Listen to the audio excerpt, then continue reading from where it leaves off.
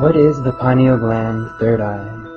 The idea of activating this dormant function within the eyebrow region of our face has been a hallmark of numerous esoteric circles, mystery schools, religions, and other spiritual endeavors for thousands of years.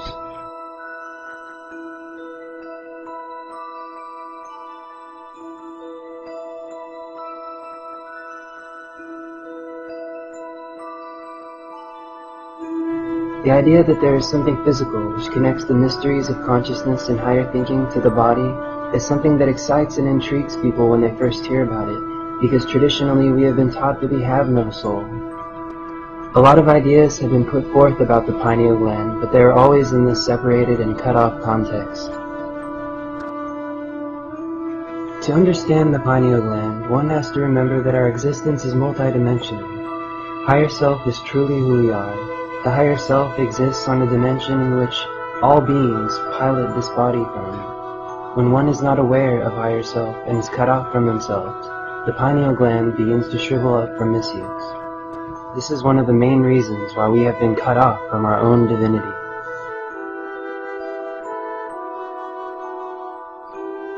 The neocortex fourth brain pineal gland is responsible for inputting new signals to be interpreted and stored by the third brain. The neocortex is also a psychic conduit between the hyperdimensional singularity and the medium physical body.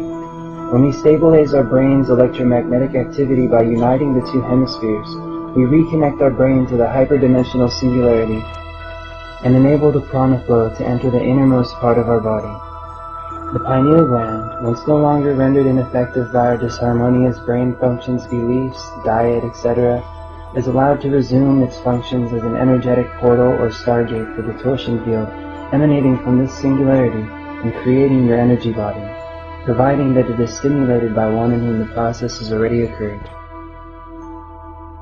The pineal gland, also in collusion with the hypothalamus, regulates the body's thirst, hunger, desire, lust, other drives, and biological clock that regulates aging. So, with that in mind, one can ascertain that it's like a governor on an engine, in the sense that it regulates conscious evolution by allowing the consciousness a means to overcome and change its habits and reprogram itself by allowing integration with consciousness and divinity once more.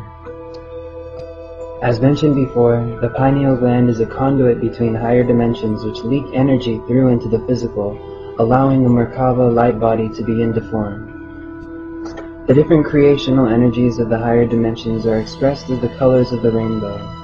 Drunvala Melchizedek says in his book, The Ancient Secrets of the Flower of Life, that just as our physical eyes can look up to 90 degrees away from its said direction that they face, the pineal gland can also look up to 90 degrees away from its direction. Just as we can't look through the back of our heads, the pineal gland cannot look downward to the earth.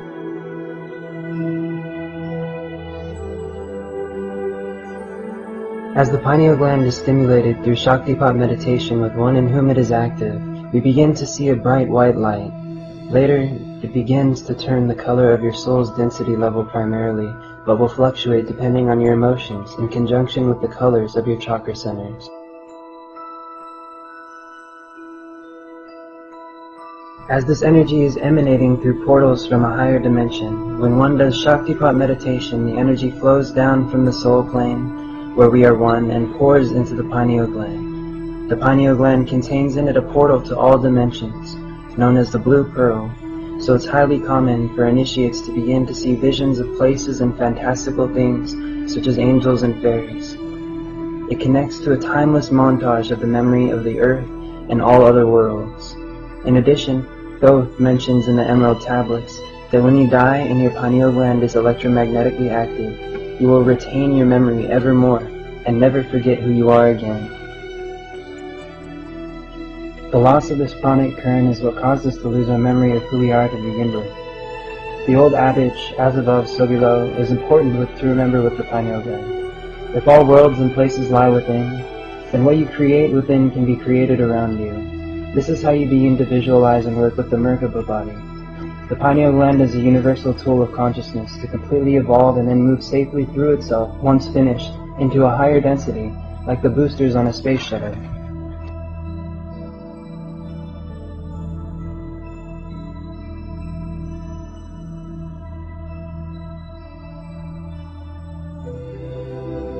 Beginning to work with the pineal gland usually only takes a single Shaktipat meditation and continues by feeding the mind with gnosis or divine wisdom, by reading the books such as the Kabbalion or other hermetic or philosophical religious books, and beginning to unite the hemispheres in non-duality and neutrality.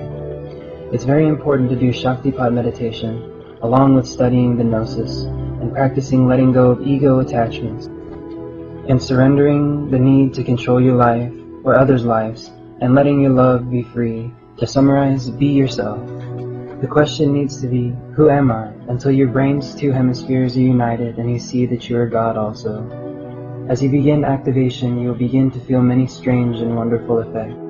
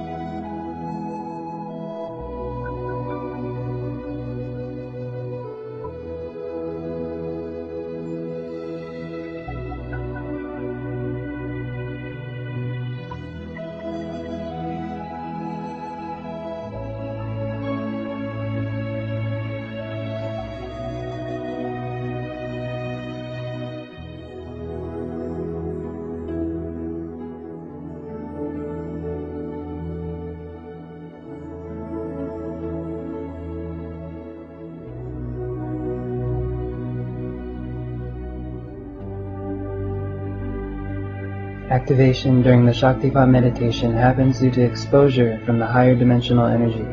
The pineal gland acts as a gate between the soul plane in which we all exist as oneness and the physical plane where we receive this energy through the pineal gland and translate it into the energy body.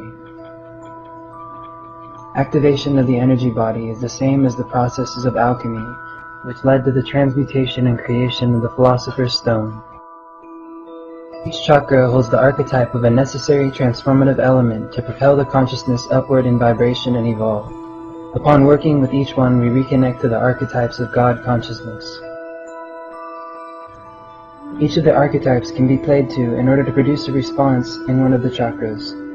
The third eye chakra's archetype is very important. In many Eastern spiritual practices, the third eye chakra is the first step into spirituality. This is because it plays such a crucial role. The third eye chakra enables the initiate to begin working with the spiritual energy by tapping into the source, as well as to begin to work with the gnosis and transform him or herself. The third eye is the seat of increased awareness, which is what spirituality is all about. It enables the initiate to see everything from the perspective of divinity, to see the oneness and unity in all things at all times, to always be aware, and thereby permanently raise the level of one's consciousness. When one begins to first work with the third eye chakra, the usual symptoms are a tingling on top of the eyebrow region, accompanied by headaches in the front of your head, or other unusual pressures or vibrations. These usually last only for a day or a week, until the initiate begins to experience a welling of energy flowing over their eyebrows consistently. Once there is a continuous welling of energy, it begins to overflow from the pineal glands into the rest of the energy body. In one alchemical text, they liken it to clouds of moisture forming and then producing rain. The experience of activating the energy body is absolutely transformative. This is the energy that flows through all things and creates all things, and when it enters your life, you will know it.